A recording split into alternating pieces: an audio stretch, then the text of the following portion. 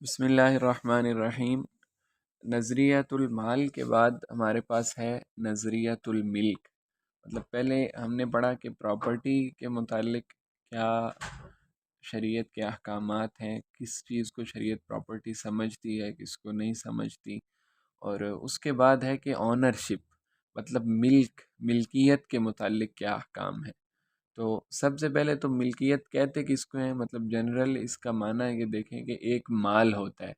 مال ہمارے پاس زمین ہے، گاڑی ہے، موبائل ہے۔ تو اب مال کا جو انسان کے ساتھ تعلق اور علاقہ ہے اس کو ملکیت کہتے ہیں، یعنی علاقۃ الانسانی بالمال، کہ مال کا انسان کے ساتھ جو تعلق اور علاقہ ہے اس کو ملکیت کہتے ہیں۔ اور پھر وہ علاقہ بنا کیسے ہے، مطلب ہمارے پاس جو ہماری ملکیت میں جو چیز آئی ہے وہ کتنی دیر کے لیے آئی ہے یا مستقل ہے، تو اس کے لیے پھر عقد آئے گا، یعنی اس سے جو اگلا ہمارا ٹاپک ہوگا وہ نظریۃ العقد ہے۔ اب عقد کا مطلب یہ ہے کہ اس مال کے ہم مالک بنے کیسے ہیں، وہ ہمارا کانٹریکٹ بائی لیٹرل ہے یا یونی لیٹرل ہے، یا ہمیں وہ چیز ویسے ہی وصیت کسی نے کر دی تھی ہمارے لیے، یا وراثت میں مل گئی ہے۔ یعنی ملکیت کا مطلب ہے، ابھی ہم نے پڑھنا ہے کہ علاقۃ الانسانی بالمال، کہ کوئی بھی چیز جس کو ہم استعمال کر رہے ہیں جو ہمارے پاس ہے، اس کا ہمارے ساتھ جو تعلق ہے وہ ظاہر ہے استعمال ہم اس کو تبھی کر سکتے ہیں جب ہم اس کے مالک ہوں، چاہے وہ ہم تھوڑی دیر کے لیے مالک ہوئے ہیں تو وہ پھر منافع کی کیٹیگری میں آ جائے گا، جیسے اگر ہم نے ایک دن کے لیے گاڑی رینٹ پہ لے لی ہے، یا اگر ہم اس کے مستقل مالک ہیں تو وہ پھر ظاہر ہے وہ ملکیت تام ہوتی ہے۔ تو اب اس کی جو تعریف ہے اصطلاحی وہ کیا ہے کہ علاقۃ الانسانی بالمال، یہ تو اس کا جنرل میننگ ہو گیا۔ اس کے بعد ہے کہ الملک ہوا اختصاص بالشیء لمنع الغیر منہ، کہ یعنی ایک چیز کسی چیز کے ساتھ انسان کا ایسا خاص ہو جانا، یا کسی چیز کا انسان کے ساتھ ایسا خاص ہو جانا کہ وہ غیر کو اس سے منع کر دے۔ مثال کے طور پہ اب میری گاڑی ہے تو اب کسی اور کا اس پہ حق نہیں ہے، کہ کوئی اور اس کو استعمال نہیں کر سکتا میری اجازت کے بغیر، وہ یعنی میرے استعمال میں ہے، صرف میرا حق اس سے جڑا ہوا ہے۔ وَيُمْكِنُ صَاحِبُهُ مِنَ التَّصَرُّفِ فِيهِ ابْتِدَاءً إِلَّا لِمَانِعٍ شَرْعِيٍّ، اور اس میں تصرف کرنا ٹھیک ہو، یعنی اس میں کوئی انسان بالکل جیسے بھی چاہے تصرف کر سکتا ہو مگر یہ کہ کوئی شرعی معنی ہو، یعنی ایسے تصرفات جن سے شریعت نے منع کیا ہے ان کی تو اجازت نہیں ہوگی، لیکن ویسے عام طور پہ انسان اس میں سارے کے سارے تصرف کر سکتا ہو۔ مثال کے طور پہ گاڑی ہے، اب گاڑی میں اللہ تعالیٰ کی طرف سے یعنی جو چاہے انسان کر سکتا ہے، لیکن اگر وہ یہ کہے کہ میں اس گاڑی میں لوگوں کو شراب سپلائی کروں گا، یا میں اس گاڑی میں اس کو یعنی کہ اللہ کے احکامات کی بجا آوری کے بجائے اس کو نافرمانی میں استعمال کروں گا تو اس کی تو اجازت نہیں ہے۔ باقی جو سارے کے سارے تصرف ہیں جو اللہ تعالیٰ کی جس میں اجازت ہے اللہ تعالیٰ کی طرف سے، وہ اس میں ابتداءً انسان سارے کے سارے کر سکتا ہے۔ تو یہ تو ہو گئی ہمارے پاس ملکیت کی ڈیفینیشن۔ اس کے بعد انواع ہے، انواع یعنی اقسام کو کہتے ہیں، اس کی ٹائپس کیا کیا ہیں۔ تو اس میں یہ اہم ہے بہت، یہ ایک ہے ملک تام کمپلیٹ آنرشپ، اور اس کے مقابلے میں آتی ہے ملک ناقص مطلب کہ پارشل آنرشپ۔ تو اب اس کی ڈیفینیشن ملک تام کی کیا ہے کہ ہوا ملک العین والمنفعہ، کہ انسان کسی چیز کے عین کا بھی مالک ہو اور اس کے منفعت کا بھی مالک ہو۔ کہ مثال کے طور پہ اب گاڑی میں نے خریدی ہوئی ہے تو اس کا عین کا بھی میں مالک ہوں اور اس کے منافع بھی میرے ساتھ متعلق ہیں، یعنی میں جہاں چاہوں اس کو لے جا سکتا ہوں، نہیں لے کے جانا چاہتا مجھ سے کوئی پوچھے گا نہیں۔ اور اگر انسان صرف منافع کا مالک ہو، جیسے کہ کسی نے رینٹ پہ گاڑی لے لی، اب اس کا عین کا مالک نہیں ہے، صرف منافع کا مالک ہے، یا کسی انسان کی گاڑی ہے لیکن اس نے منافع کسی اور کو دی ہوئی ہے، رینٹ پہ دی ہوئی ہے، تو یہ بھی پھر اس وقت میں اس کی کمپلیٹ آنرشپ نہیں ہوگی بلکہ پارشل ہوگی۔ تو ملک تام کا مطلب ہے کہ وہ عین کا بھی مالک ہو اور منافع کا بھی مالک ہو، اور ملک ناقص پارشل آنرشپ کا مطلب یہ ہے کہ ہوا ملک العین او المنفعہ، یا عین کا مالک ہو یا منفعت کا ہو، یعنی دونوں میں سے ایک چیز کا مالک ہو تو یہ پارشل ہو جائے گا۔ اس کے بعد ہے جی کہ اب ہم نے جو منفعت پڑھا ہے کہ یعنی ملک تام میں بھی ایک ہمارے پاس منفعت کا لفظ آیا ہے، ناقص میں بھی آیا ہے. اب منفعت کی پھر مزید اقسام ہے، یعنی جو نفع لینے کا حق ہے اس کے پھر اقسام ہے. وہ انتفاع شخصی بھی ہو سکتا ہے اور انتفاع العینی بھی ہو سکتا ہے. انتفاع شخصی ہم پہلے پڑھیں گے. انتفاع شخصی کا مطلب ہے کہ ایسی منفعت جس کا تعلق شخصیت کے ساتھ ہو، یا تعلق بحقوق شخصیہ. الانتفاع الشخصی یتعلق بحقوق شخصیہ، یعنی جو شخصی حقوق سے جس کا تعلق ہو. عینی جو ہیں ان میں یعنی وہ آ جاتے ہیں جن کی ہم پہلے بھی ہلکا سا ذکر کر چکے ہیں کہ نظریۃ المال میں، کہ ایزمنٹ رائٹس جو ہیں، حقوق الارتفاق ہیں، ان کا تعلق عین کے ساتھ ہوتا ہے، یعنی وہ زمین کے ساتھ متعلق ہیں، وہ یعنی تبدیل نہیں ہوتے. جو بھی اس زمین میں آئے گا اس کو وہ یعنی زمین کا فائدہ ہی تب ہوگا جب اس کو یہ والے جو زائد حقوق ہیں وہ بھی حاصل ہوں گے. لیکن انتفاع شخصی کا مطلب ہے کہ وہ حقوق جن کا تعلق کسی انسان کے ساتھ ہوتا ہے. اب اس کو ہم مزید جب اس کی تفصیل میں جائیں گے تو مزید واضح ہو جائے گا. پہلے ہم دیکھ لیتے ہیں انتفاع شخصی. تو انتفاع شخصی کے اسباب کیا ہیں، یعنی انسان جو ایک ذاتی طور پہ نفع لے سکتا ہے اس کے اسباب. یعنی ایک سب سے پہلے اجارہ. اب اجارے کا کیا مطلب ہے؟ تملیک المنفعت بعوض، کسی چیز کے منفعت کا مالک ہو جانا عوض کے بدلے. میں نے پیسے دے کے بائک رینٹ پہ لے لیا، گاڑی رینٹ پہ لے لی، تو اب یہ اجارہ ہے اور یہ انتفاع شخصی ہے. اس کا تعلق ذات کے ساتھ ہے، یعنی کوئی خاص چیز ہے جس کے ساتھ جس پہ رینٹ ہو رہا ہے، اور خاص انسان ہے جو اس کے انتفاع کا مالک بن رہا ہے. ہر کسی کو حق نہیں ہے. نمبر 2 پہ اعارہ آ جاتا ہے. اعارہ کا مطلب ہے کہ تملیک المنفعتی بغیر عوض، کہ بغیر عوض کے، بغیر پیسوں کے، بغیر کسی بدلے کے منافع کا مالک ہونا. اس کی مثال ہم پہلے ذکر کر چکے کہ دوستوں میں جیسے ایک دوسرے سے بائک لے لیا تھوڑے وقت کے لیے وغیرہ وغیرہ، تو یہ اعارہ ہوتا ہے. اب وقف کا کیا مطلب ہے؟ وہ بھی اس کا تعلق بھی انتفاع شخصی کے ساتھ ہے، کہ اس کو بھی خاص کیا جا سکتا ہے کہ اس زمین کو یہ لوگ استعمال کر سکتے ہیں. تو یعنی اس میں بھی انتفاع شخصی والا معنی ہے کہ حبس العین عن التملیک لاحد من الناس، کہ چیز کو روک دینا کہ وہ کسی کی ملکیت میں نہیں آ سکتی. وقف کا معنی یہ ہوتا ہے کہ وہ بندہ یعنی اس چیز کو مزید خرید و فروخت سے روک دیتا ہے. وہ کہتا ہے یار اس کو کبھی بھی بیچنا نہیں ہے آپ نے، یہ ہمیشہ ہمیشہ لوگوں کے نفع کے لیے رہے گی. جیسے کسی نے مطلب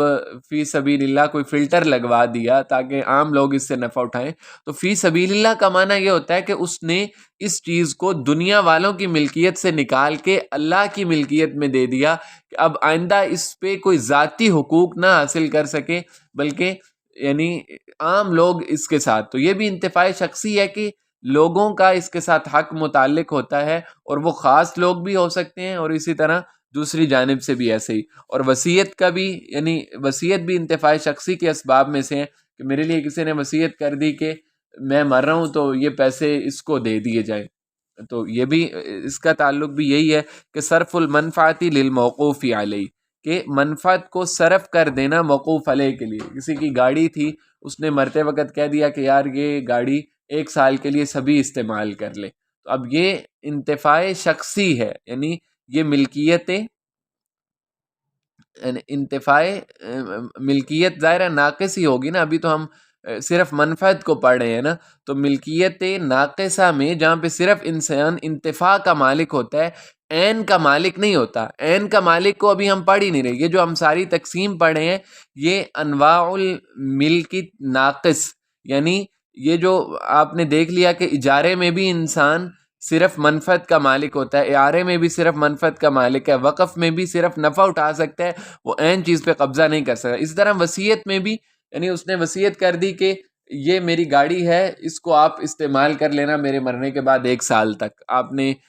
میرے ساتھ احسان کیا تھا تو میں اس کا بدلہ دینا چاہتا ہوں. تو یہ بھی انتفاع شخصی کی قبیل سے ہے. اور اباحت کا مطلب ہوتا ہے اینڈ والا جو سبب ہے انتفاع شخصی کے حصول کا، هي الاذن لعامۃ الناس، عام لوگوں کے لیے کسی چیز کی اجازت کہ سب لوگ اس کو استعمال کریں. یہ بھی وقف سے ملتا جلتا، یعنی اس کی حقیقت میں تو فرق ہوتا ہے استعمال کے اعتبار سے. تو یہ بھی انتفاع شخصی کے اسباب میں ہے. اور اب انتفاع شخصی کے یہاں سے اب سمجھ آئے گا کہ خصوصیات کیا ہوتی ہیں، کون سے ایسے خصائص ہیں جن کی بیس پہ انتفاع شخصی انتفاع عینی سے الگ ہوتا ہے۔ تو سب سے پہلے تقیید۔ تقیید کا مطلب ہے کہ ریسٹرکشن جو ہے وہ زمانے کے اعتبار سے بھی ہو سکتی ہے، مکان کے اعتبار سے بھی ہو سکتی ہے۔ مثلاً اجارہ ہے، اب یعنی رینٹ کا کوئی کانٹریکٹ ہے، تو اس کو انسان کہہ سکتا ہے کہ یار میں گاڑی تو آپ کو دے رہا ہوں لیکن یہ صرف اسلام آباد میں استعمال کرو گے، آپ باہر نہیں جاؤ گے، تو یہ ٹھیک ہے۔ اسی طرح زمانے کے اعتبار سے بھی ہوتی ہے کہ میں 1 دن کے لیے آپ کو گاڑی رینٹ پہ دے رہا ہوں، 2 دن کے لیے دے رہا ہوں۔ اعارہ میں بھی اسی طرح ہے، وقف وغیرہ میں سب میں یہ ہم پابندی لگا سکتے ہیں۔ اور عدم و قبول التوارث، یہ دوسری، یہ ہم نے اگر نظریۃ المال اچھے سے سمجھ لیا ہے تو ہم پڑھ چکے ہیں کہ حقوق امام ابو حنیفہ رحمہ اللہ اس کو مال نہیں سمجھتے، تو وراثت مال کی ہوتی ہے۔ تو جب امام صاحب اس کو مال ہی نہیں سمجھتے تو وہ کہتے ہیں ان میں وراثت نہیں چلے گی۔ تو لیکن باقی ائمہ جو ہیں، جمہور ہیں، وہ کہتے ہیں کہ حقوق بھی، منافع بھی ایک طرح کے مال ہی ہیں، لہٰذا اس میں بھی وراثت چل سکتی ہے۔ مثال اس کی پہلے بھی گزری ہے کہ میں نے 1 دن کے لیے گاڑی رینٹ پہ لی تھی، آدھے دن کے بعد میرا انتقال ہو گیا، دنیا سے چلا گیا، مر گیا، تو اس کے بعد اب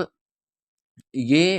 وراثت کے طور پہ یہ حق آگے ورثہ میں منتقل نہیں ہوگا، امام صاحب یہ فرماتے ہیں۔ اور جمہور کہتے ہیں کہ نہیں، وہ جتنا اس کی میعاد ہے، وقت ہے، اس کی بنیاد پہ وہ ورثہ میں منتقل ہو جائے گا۔ یعنی یہ اس کا ایک خاصیت ہے کہ عدم و قبول التوارث، حقوق شخصی انتفاع شخصی میں وراثت نہیں چلتی۔ اور اسی طرح تسلیم العین للمنتفع، عین کو ہم نے نفع اٹھانے والے کے سپرد کرنا ہوتا ہے۔ گاڑی رینٹ پہ لی تو اب ظاہر ہے جب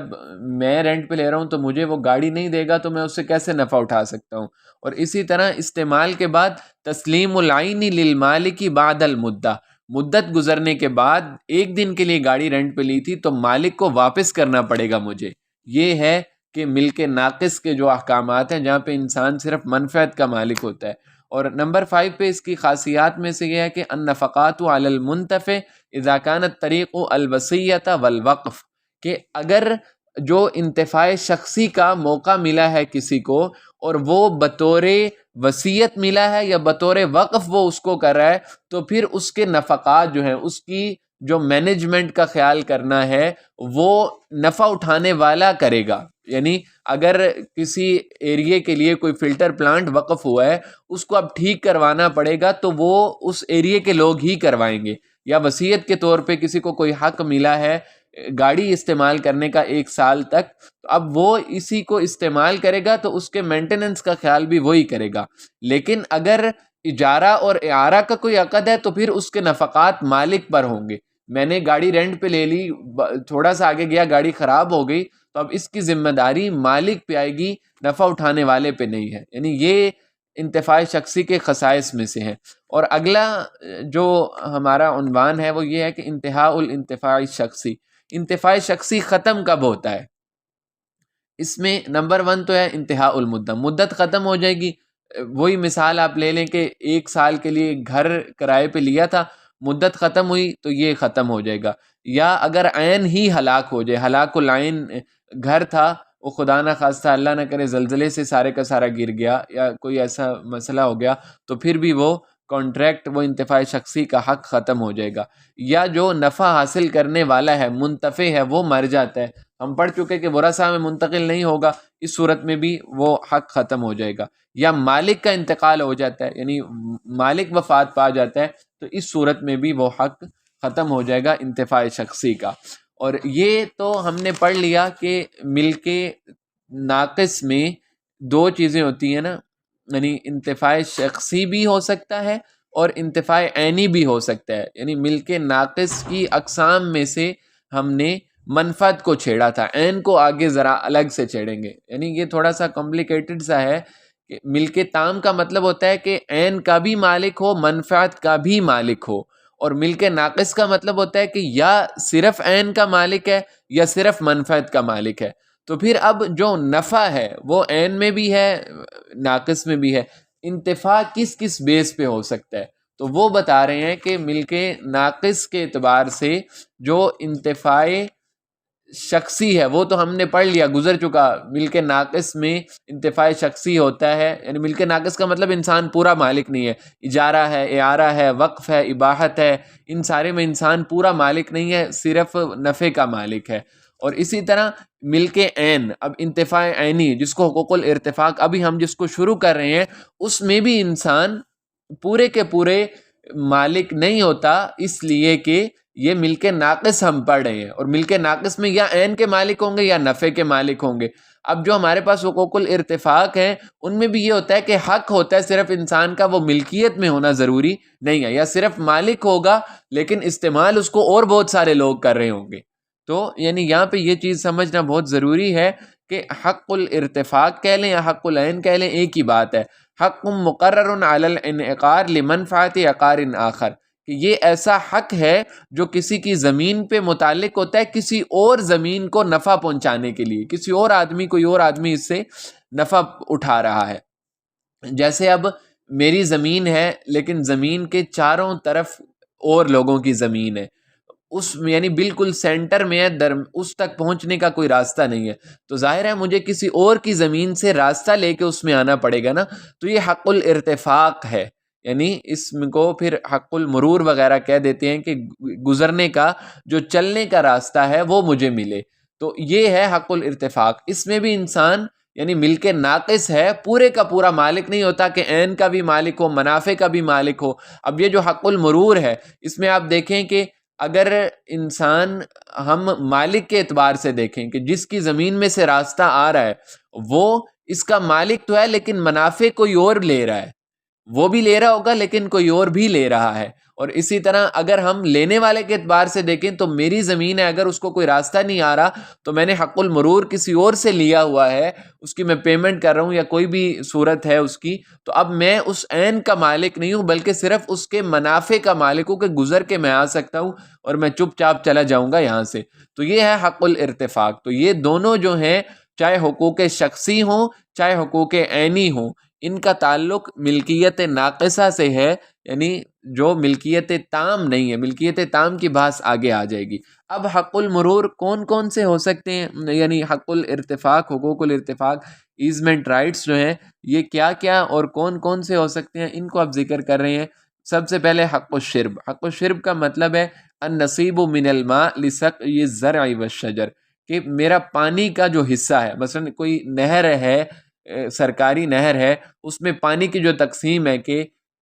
سوموار والے دن 2 گھنٹے پانی اس نہر کا فلاں بندے کی زمین کو جائے گا، تو یہ پانی کا جو مجھے حق ملا ہوا ہے پانی کو استعمال کرنے کا، اس کو کہتے ہیں حق الشرب۔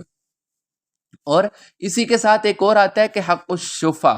یا شفا، یہ اس کا تعلق، اس کا مطلب ہوتا ہے وَهُوَ خاصٌ بِشُرْبِ الْحَيْوَانِ وَالْإِنسَانِ وَمَنْفَعَتِهِ، یعنی شرب کا مطلب ہے کہ زمین کو سیراب کرنے کے لیے، لیکن اگر پانی ویسے میں اپنے استعمال کے لیے یا اپنے جانوروں وغیرہ کے استعمال کے لیے لے رہا ہوں تو پھر اس کو کہتے ہیں حق الشفا، یعنی یہ دونوں پانی کے متعلق حق ہیں۔ جیسے سی ڈی اے سے پانی آ گیا تو اب ان کا متعین ہے کہ مثال کے طور پہ G11-4 میں جو ڈی ٹائپ فلیٹس ہیں، پی ایچ اے فلیٹس میں سے، ان کو پیر والے دن 3 بجے سے 5 بجے تک پانی ملے گا، تو یہ اب پانی اس وقت میں صرف مجھے جو پانی کے ملنے کا حق ہے یہ حق الشفا ہے۔ اور اگر میں زمین کے متعلق نہری پانی کو لینا چاہوں زمین کے سیرابی کے لیے تو اس کو حق الشرب کہتے ہیں۔ اور اس کے بعد ہے حق المجرا، کہ یعنی جاری کا مطلب ہوتا ہے کہ چلنا وغیرہ، وَهُوَ حَقُّ فِي تَمْرِيرِ الْمَاءِ مِنَ مَوْرِدِهِ بِأَرْضِ الْغَيْرِ لِلْوُصُولِ بِهِ إِلَى الْأَرْضِ الْمُرَادِ سَقِيَهَا بِهِ، پتہ نہیں کیا لفظ ہے یہ، یعنی اب حق المجرا کا مطلب ہے کہ پانی کو پہنچانے کا حق۔ مثلا نہر ہے، اب نہر سے میری زمین تک پانی جو آئے گا وہ کسی نہ کسی واسطے سے آئے گا نا، پائپ لائن سے آئے گا، یا پرانا ہمارا جو تصور تھا وہ گاؤں میں بنے ہوتے ہیں چھوٹے چھوٹے پر نالے سے، اس میں وہ پانی گزر کے میری زمین میں آ رہا ہے، تو وہ جو پانی گزر کے جس جگہ سے آ رہا ہے اس کو کہتے ہیں حق المجرا۔ یعنی اس کو یوں ہم آسان الفاظ میں کہہ سکتے ہیں وہ حق فی تمریر الماء، کہ پانی کے گزرنے کا حق ہے تاکہ اس سے سیراب کیا جا سکے، چاہے وہ پھر میں اپنے ذاتی استعمال کے لیے لے رہا ہوں حق الشرب ہے، یا پھر اس کو یعنی اپنی زمین کے استعمال کے لیے حق و شرب ہے، اور اگر ذاتی استعمال کے لیے رہا ہوں تو حق و شفا ہو جائے گا۔ اور حق المسیل ہے کہ ہوا حق و مرور المیاہ غیر الصالحہ اب زائدہ عن الحاجہ من ملک الغیر۔ یہ حق المجرا کا مطلب ہے کہ صاف پانی آنے کا حق، جس کو میں سیرابی کے لیے، زمین کے سیرابی کے لیے استعمال کروں یا اپنے پینے کے لیے، جانوروں کے لیے۔ لیکن اگر جو ہمارے پاس جو سینیٹری کا سسٹم ہے، گندا پانی جو گھروں سے نکالنے کا ہوتا ہے، اس کو حق المسیل کہتے ہیں، بہنے کا حق، یہ بھی حقوق ارتفاق میں آتا ہے۔ اس کے بعد ہمارے پاس آ جاتا ہے حق المرور۔ حق المرور کا مطلب ہے کہ انسان کسی جگہ سے، ایک جگہ سے دوسری جگہ اپنا سامان لے جانا یا خود چلے جانا۔ وہی پہلے والی مثال کہ جیسے میری زمین بالکل درمیان میں ہے، چاروں طرف اور لوگوں کی زمین ہے، تو ظاہر ہے میں نے اس کو سیراب کرنے کے لیے کسی جانور کو بھی لانا پڑے گا، اگر پرانے زمانے کے اعتبار سے دیکھیں، یا آج کل کوئی بڑی ہارویسٹر مشین لانی پڑے گی، کمپین لانی پڑے گی، اس کے لیے جو مجھے راستہ چاہیے ہوگا اس کو حق المرور کہتے ہیں۔ اور یہاں پہ پھر ایک یہ تو ہے ایزمنٹ رائٹس جو حقوق الارتفاق جن میں آ گیا۔ اب ہے حق الجوار۔ حق الجوار ہمارا جو یہ معاصر قانونی نظام ہے، اس میں حق الجوار کو بھی حقوق الارتفاق میں شامل کر دیتے ہیں، حالانکہ فقہ میں ایسا نہیں ہے۔ اب فقہ میں ان دونوں کی بنیاد الگ الگ ہوتی ہے۔ حق ارتفاق کا مطلب ہے کہ دیکھیں کہ یہ ایک طرح کا ایجابی حق ہے، میری زمین پہ کسی اور بندے کو گزرنے کا حق مل رہا ہے، یا پانی کے بہنے کا حق مل رہا ہے، اسی طرح یا میں کسی کی زمین سے یہ حق لے رہا ہوں۔ لیکن حق الجوار کا مطلب ہے کہ یہ ایک طرح کا سلبی حق ہے۔ سلبی کا مطلب کہ یہ نیگیٹو پوائنٹ میں جائے گا کہ میں اگر کسی جگہ پہ رہ رہا ہوں تو فلیٹ میں رہ رہا ہوں، میرے اوپر جو لوگ رہتے ہیں تو ان کے پڑوسی ہونے کی وجہ سے جو حق ہیں یہ ہے حق الجوار۔ یا میرے گھر کی اور پچھلے گھر کی کوئی دیوار مشترک ہے تو اس کو کہتے ہیں حق الجوار، یعنی پڑوسی ہونے کی بنیاد پہ جو حق ہوتے ہیں اس کو بھی حقوق الجوار کہہ دیا جاتا ہے۔ اور یہ بھی یعنی آج کل ان کو بھی ایزمنٹ رائٹس میں ہی ذکر کر دیا جاتا ہے پھر ان کے جو جو احکام ہیں۔ اب ہم نے یہ تو پڑھ لیا کہ حق ارتفاق کیا کیا ہے، حق الشرب ہے، شفا ہے، مجرا ہے، مسیل ہے، مرور ہے، اور پھر جوار پڑھ لیا، وہ بھی اس کے ضمن میں آ جاتا ہے کہ دو پڑوسیوں کے درمیان اگر دیوار ہے تو وہ اس کو کیسے کیسے استعمال کریں گے، یا اگر کسی کوئی فرسٹ فلور پہ رہ رہا ہے تو اس کے نیچے جو گراؤنڈ فلور پہ رہتا ہے وہ آپ اپنی مرضی سے اپنا گھر تو نہیں گرا دے گا نا کہ جی میرا گھر ہے میں گراؤں یا نہ گراؤں، ظاہر ہے وہ گرائے گا تو اوپر والوں کے بھی گر جائیں گے۔ تو یہ حق الجوار ہے، یعنی اس میں بھی عینی حق کا ایک طرح کا معنی پایا جاتا ہے۔ اس کے بعد اسباب و حقوق الارتفاق، جیسے ہم نے حقوق عینی کے اسباب پڑھے تھے، اجارہ ہے، عاریہ ہے، وقف ہے، اسی طرح اس کے اسباب بھی ہیں۔ اس میں سب سے پہلا اشتراک العام، یعنی اگر کوئی چیز مشترک ہے تو اس میں ظاہر ہے یہ حق ملتے ہیں، حق الجوار ملے گا۔ اگر ایک ہی بلاک میں سارے کے سارے لوگ رہ رہے ہیں، ایک پہلی منزل پہ ہے، دوسری منزل پہ ہے، اسی طرح کوئی زمین مشترک ہے دو بھائیوں کے درمیان، تو ظاہر ہے راستے کے لیے آنا پڑے گا ان کو۔ یا الاشتراط فی العقود، عقد میں اگر کوئی شرط لگا دی جائے تو اس کی بنیاد پہ بھی حقوق الارتفاق مل سکتے ہیں۔ مثلا میں اگر کوئی زمین خرید رہا ہوں تو مجھے پھر شرط میں بتانا پڑے گا کہ یار یہ زمین میں کوئی اس میں یعنی پانی بھی مجھے پہنچانا ہوگا، یہاں پہ میں اس زمین کو اپنے ذاتی استعمال کے لیے بہی معنی کہ اس میں کوئی عمارت نہیں بنا رہا، بلکہ میں نے اس کو زراعت کے لیے لے رہا ہوں، تو لہٰذا مجھے پانی بہانے کا حق بھی آپ کو دینا ہوگا جن سے میں خرید رہا ہوں۔ تو اس قسم سے مل سکتے ہیں۔ یا تقادم، تقادم کا مطلب ہے کہ کوئی انسان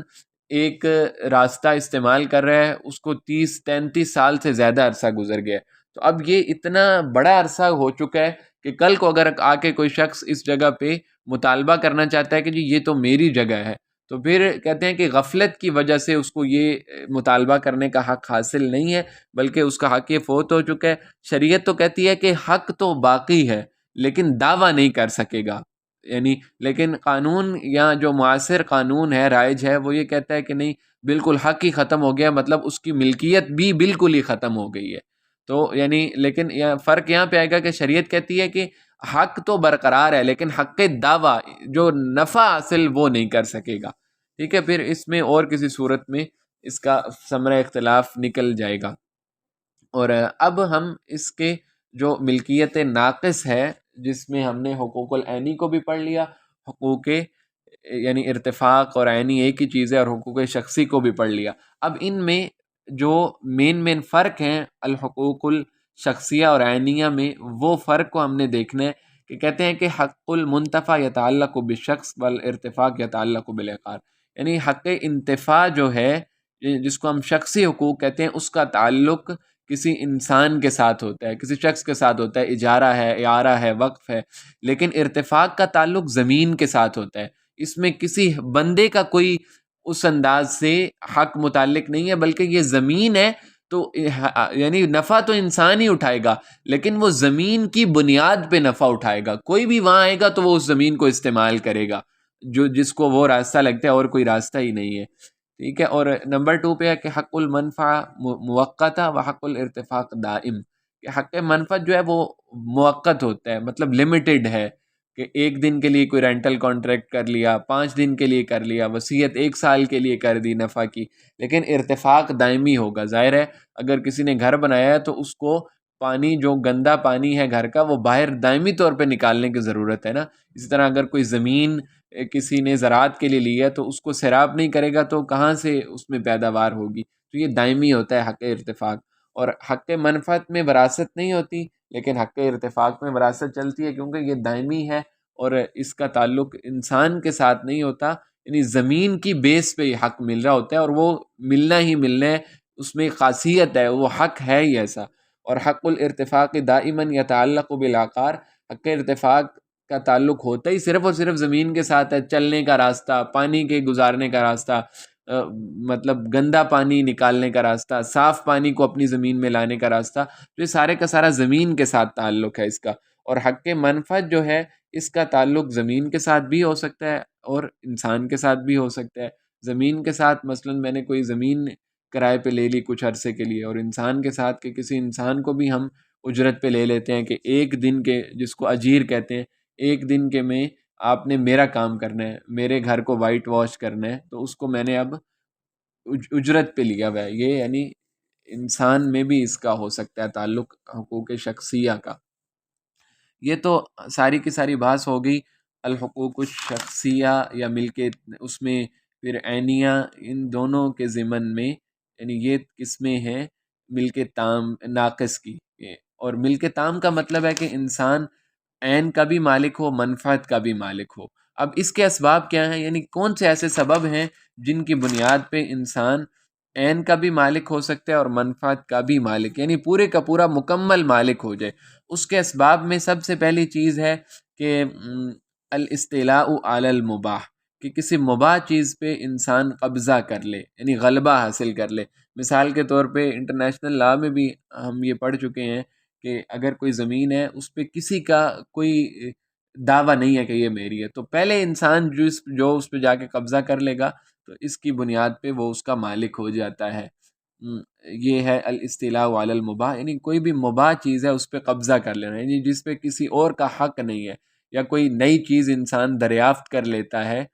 جو پہلے اپنے علاقے میں، اب پاکستان کی حدود میں اگر کوئی جزیرہ ملے گا کوئی نیا کسی کو اگر، تو وہ پھر ظاہر ہے پاکستان کا ہی ہوگا نا، اس پہ کوئی اور تو آ کے نہیں کرے گا دعویٰ اپنا۔ تو مباح پہ غلبہ پا لینا، اس سے انسان مالک ہو جاتا ہے۔ نمبر 2 پہ احیاء ارض الموات، کہ جو بنجر زمینیں پڑی ہیں جن کو، یعنی دور اتنی ہے کہ ان تک نہ پانی پہنچتا ہے، اور اس میں زمین خراب اتنی ہے، کلر اتنا ہے اس میں کہ اس میں کھیتی باڑی نہیں ہوتی، لیکن ایک انسان گیا ادھر، اس نے اپنے گھر والوں کو وہاں شفٹ کیا، اپنی محنت صرف کی اور اس زمین کو آباد کرتا ہے، تو پھر وہ اس کا مالک ہو جائے گا۔ اس کو کہتے ہیں احیاء ارض الموات۔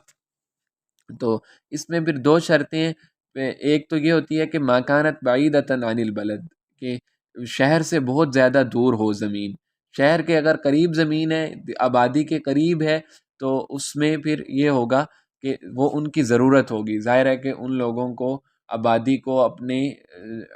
جانوروں کے لیے کوئی چراگاہ چاہیے، اسی طرح کوئی پلے گراؤنڈ چاہیے وغیرہ وغیرہ۔ اور دوسری شرط یہ ہے کہ ولیست بمملوکہ، اور وہ مالک نہ ہو۔ ظاہر ہے انسان اسی چیز کا مالک بنتا ہے نا کہ جو کسی اور کی ملکیت میں نہ ہو۔ اگر ملکیت کا ازدحام آ جائے تو پھر تو لڑائی ہوگی نا۔ تو 2 شرطیں ہیں کہ وہ زمین کسی کی ملکیت میں بھی نہ ہو، اور شہر وغیرہ سے، آبادی سے دور بہت ہو، تو پھر وہ احیاء و ارض المواد کی بنیاد پہ انسان کو ملکیت تام حاصل ہو جاتی ہے۔ اور اس کے بعد ہے اصطیاد، یعنی شکار کرتا ہے، شکار مچھلی کا کر لیا یا کسی پرندے کا، جانور کا، تو وہ بھی انسان کا ہوتا ہے۔ یعنی یہ بات ہے جب حکومت کی جانب سے کوئی پابندیاں نہ لگی ہوں۔ ظاہر ہے جب اسٹیٹ کسی چیز کو پابند کر دیتی ہے، مباح چیز کو، اس میں پھر شریعت کا بھی یہی نقطہ نظر ہوتا ہے کہ وہ اب پھر کسی چیز کو اب اگر انسان منع کرنے کے باوجود کوئی شکار کرتا ہے، اسٹیٹ کے منع کرنے کے باوجود، تو پھر وہ اس کے لیے مباح نہیں ہوگا، اس کی اجازت نہیں ہے۔ اس کے بعد ہے نمبر 3 پہ کہ القلع والالجام، بلکہ نمبر اوہو یار یہ تو غلط ہو گیا تھوڑا سا، مطلب یہ جو ساری قسمیں ہیں یہ اصطلاح علی المباح کی قسمیں ہیں۔ اصطلاح علی المباح کا مطلب ہے کہ کسی مباح چیز پر قبضہ کر لینا۔ تو احیاء و ارض المواد یہ بھی اسی میں آتا ہے نا، کہ یعنی انسان کوئی اور اس کا مالک نہیں ہے تو یہ مباح ہے، آپ جا کے اس کو آباد کر لو۔ اس طرح شکار ہے، شکار کا بھی کوئی خاص انسان مالک نہیں ہے، تو لہٰذا وہ اس پہ قبضہ کر لے۔ اور نمبر 3 پہ آ جاتا ہے القلع والاجام، کہ کلا کا معنی ہوتا ہے کہ جو گھاس ہے جو مطلب زمین میں اگ جاتی ہے خود بخود، خود رو گھاس جو ہوتی ہے وہ۔ اور آجام کا مطلب ہے کہ جو جنگلوں میں گھنے درخت ہیں وہ بھی، یعنی یہ اس وقت کی بات ہو رہی ہے جب یعنی آبادی کم تھی اور اتنا زیادہ یہ نیشنل اسٹیٹس کا زمانہ نہیں تھا، اور لوگوں کے اندر پیسے کی اتنی ہوس ہرس نہیں تھی کہ ہر چیز پہ وہ یہ ہوتا تھا کہ جو انسان جس کو جتنی لکڑی چاہیے اتنی جا کے لے لیتا تھا، یہ نہیں ہوتا تھا کہ سارا جنگل ہی میں کاٹ کے ایک دن میں امیر ہو جاؤں گا۔ تو یہ یعنی کلا آجام ہے، گھاس پھوس ہے، لکڑی وغیرہ ہے، اس کا بھی اگر کوئی اور مالک نہیں ہے تو انسان اس کو جا کے لے لے، تو یہ اصطلاح علی المباح میں آتا ہے۔ اس طرح اصطیاد ہے، شکار ہے، احیاء و ارض المواد ہے۔ اور نمبر 4 پہ المعادن والکنوز، معادن اور کنوز کا مطلب ہے کہ معدن کہتے ہیں کہ ما یوجد فی باطن الارض من اصل الخلقہ، کہ جو چیز اپنے اصل کے اعتبار سے زمین میں پائی جائے، جیسے کہ کوئی سونا ہے زمین کسی سے نکل گیا، یا چاندی ہے کسی زمین سے کوئلہ نکل گیا، تو یہ ساری معادن ہے۔ اور پھر کنز کہتے ہیں کہ جس کو انسان نے دفن کیا ہو، یعنی کسی نے، اب سونا ظاہر ہے کسی کو زمین سے ملا لیکن وہ بالیوں کی صورت میں ملا، یا خاتون کے کڑے بنے ہوئے تھے، پیوڑیاں بنی ہوئی تھی، تو ظاہر ہے اس کو انسان نے دفن کیا ہے نا۔ تو اپنے اصل کے اعتبار سے تو سونا زمین میں ایسا نہیں ہوتا، بلکہ وہ تو دھات ہے، وہ تو بالکل ایک سالڈ فارم میں عجیب طرح سے ہوگا۔ اور اس کے بعد آ جاتا ہے رکاز، رکاز کا مطلب ہے کہ ما یوجد فی باطن الارض، جو زمین کے باطن میں پائے جائے، چاہے وہ اصل کے اعتبار سے ہو یا انسان نے اس کو دفن کیا ہو۔ یعنی معدن وہ ہے کہ جس کو جو اپنے اصل الخلقات میں ہی زمین میں ہو، جیسے سونا اپنی اصل فارم میں مل جاتا ہے یا کوئلہ مل جاتا ہے۔ اور کنز وہ ہے جس کو انسان نے دفن کیا ہو، جیسے ایک بالیاں مل گئی یا ایسی کوئی چیز جس سے پتہ چل ہو کہ انسان کا اس پہ تصرف ہے۔ اور رکاز وہ ہے کہ جو بھی چیز ہو، چاہے وہ انسان نے خود دفن کی ہو یا اللہ کی جانب سے زمین میں دفن کردہ ہے، اس سارے کو اوورآل رکاز کہہ دیتے ہیں۔ تو یہ 4 صورتیں ہیں جس میں اصطلاح علی المباح کی بنیاد پہ احیاء و ارض المواد، اصطیاد، کلا جام اور معادن اور کنز وغیرہ، یہ اگر انسان کو مل جاتا ہے اور اس سے کسی غیر کا حق متعلق نہیں ہے تو انسان اس کا مالک ہو جاتا ہے۔ اس کو کہتے ہیں ہم لوگ یعنی اصطلاح علی المباح کی بنیاد پہ کسی چیز کا مالک ہو جانا۔ اور نمبر 2 پہ ہے کہ العقود الناقلہ للملکیہ، وہ عقود جن کی بنیاد پہ ملکیت منتقل ہو جاتی ہے، جیسے بیع ہے، یعنی جو ہمارا خرید و فروخت کا نظام ہے، میں نے آپ سے موبائل خرید لیا، تو اب پہلے وہ آپ کی ملکیت میں تھا، اب آپ کی ملکیت سے نکل کے میری ملکیت میں آ گیا، تو اس کی بنیاد پہ بھی ملکیت تام حاصل ہو جاتی ہے انسان کو، کہ نفع کا بھی مالک ہوگا اور اس کے نفع کے ساتھ ساتھ اس کے اصل کا بھی مالک ہوگا۔ اور نمبر 3 پہ جو طریقہ ہے ملکیت تام کے حصول کا، وہ ہے الخلفیہ، یعنی نیابت کی بنیاد پہ کوئی چیز مل جانا، وراثت کی بنیاد پہ کسی کو کوئی چیز مل گئی، تو یہ مثلاً انسان کسی کے کوئی رشتہ دار کا انتقال ہو گیا تو اس کی وراثت میں اس کے رشتہ دار کو جو حق ملا ہے، اب یہ بھی ملکیت تام ہوگی اس پہ، مثلاً اس کو زرعی زمین میں سے 2 ایکڑ مل گئی، تو اب اس کی بنیاد، وراثت کی بھی بنیاد پہ انسان کو ملکیت تام حاصل ہو جاتی ہے۔ اور نمبر 4 پہ التولد من المملوک، کہ مملوک سے جو چیز نئی پیدا ہو رہی ہے، آپ کے ملکیت میں سونا چاندی تھا، آپ نے اس کو بیچا تو اس کی ملکیت بڑھ گئی، اس کے پیسے بڑھ گئے، آپ نے نفع لے کے بیچا تو ظاہر ہے اس کی بنیاد پہ بھی آپ مالک ہیں اس کے. یا اسی طرح آپ کے پاس جانور تھے تو ان جانوروں نے بچے دے دیے تو اس کے بھی آپ مالک ہیں، آپ کو ملکیت تام حاصل ہے. تو یہ وہ 4-5 اسباب ہیں جن کی بنیاد پہ انسان کو ملکیت تام حاصل ہو جاتی ہے. اور پہلے جو ہم نے پڑھا تھا نا جی کہ یہاں پہ الاستیلاء علی المباح کے ضمن میں جو معدن اور رکاز کا آیا ہے، اس کے احکام میں بہت ساری تفصیل ہے، وہ ہمارا موضوع نہیں ہے، لیکن ایک عام ایک تصور کی بنیاد پہ تھوڑا سا کہ یعنی اگر تو وہ زمین میں انسان کو کوئی چیز مل رہی ہے وہ اللہ کی جانب سے دفن کردہ ہے تو اس میں تو پھر خمس واجب ہوتا ہے، یعنی 5واں حصہ اس نے اللہ کے راستے میں دینا ہوتا ہے، جیسے زکوٰۃ ہم دیتے ہیں. لیکن اگر وہ چیز کسی یعنی انسان کی دفن کردہ ہے تو پھر اگر تو وہ کافر کی ہے اس میں پھر یہی صورت ہوگی کہ خمس اس کو مل جائے، خمس اللہ کے راستے میں دینا ہوگا اور باقی اس کا اپنا ہو جائے گا. اور اگر وہ چیز اس پہ کوئی ایسی علامت ہے جس سے پتہ چل رہا ہے کہ مسلمان کی وہ چیز ہے، کافر پہ مال پہ تو انسان استیلاء کی بنیاد پہ قبضہ کر سکتا ہے نا، یعنی اگر اس کو اختیار ہے اس بات کا اور وہ قادر ہو جاتا ہے اس پہ. لیکن مسلمان کا مال کوئی کسی بھی انسان کوئی مسلمان دوسرے کا مسلمان ایسے نہیں لے سکتا اس کا مال، تو لہٰذا تو اس میں پھر اس کا حکم لقطہ والا ہوگا. لقطہ کا مطلب ہے کہ اس کو عام چوراہے میں جا کے بتانا ہوگا کہ یار یہ چیز مجھے فلاں جگہ سے ملی ہے اور ادھر پہلے یہ لوگ رہتے تھے، تو آپ میں سے کسی کی کوئی چیز گم ہو گئی تھی تو آپ کے لے لو، یہ میری نہیں ہے. تو یہ ہے معدن کا حکم کنز کا. لیکن یہ ہے کہ جو ہمارا اصل ٹاپک ہے وہ اسی پہ رہیں گے ہم کہ اس کی بنیاد پہ انسان کو ملکیت تام حاصل ہو جاتی ہے. اور اس میں پھر حنفیہ کی رائے الگ ہے، معدن کے بارے میں مالکیہ کی الگ ہے، لیکن وہی بات کہ ہمارا موضوع یہ نہیں ہے. اور اس کے ضمن میں ہم نے وہ ریکارڈک کیس جو ہے بلوچستان میں جو وہ مائننگ کا ایشو ہے اور کے پی مائننگ لاز، وہ بھی سر نے بتائے تھے ڈسکشن کے لیے. وہ بھی یعنی معدن اور کنز کے ہی ضمن میں ہم نے یہ 2 چیزیں بھی کلاس میں ڈسکس کی ہیں، ایک جو ریکارڈک کیس ہے اور اس کے ساتھ ساتھ جو کے پی مائننگ لاز ہیں وہ بھی اگر کسی نے پڑھنے ہوں یا پڑھا ہو. تو یہ ہیں ہمارے یعنی جو شریعت میں جو تصور ہے ملک کا، آنرشپ کا، اور پارشل آنرشپ کیا ہوتی ہے، کمپلیٹ کیا ہوتی ہے، اس کے سارے احکام ہم نے یعنی جو ہمارے کورس میں ہیں ان کو تفصیلاً الحمدللہ دیکھ لیا. اس کے بعد اب ہمارا نظریہ ملک بھی ہو گیا اور نظریہ المال بھی ہو گیا. آگے عقد آ جائے گا، اس کو انشاءاللہ دیکھ لیں گے.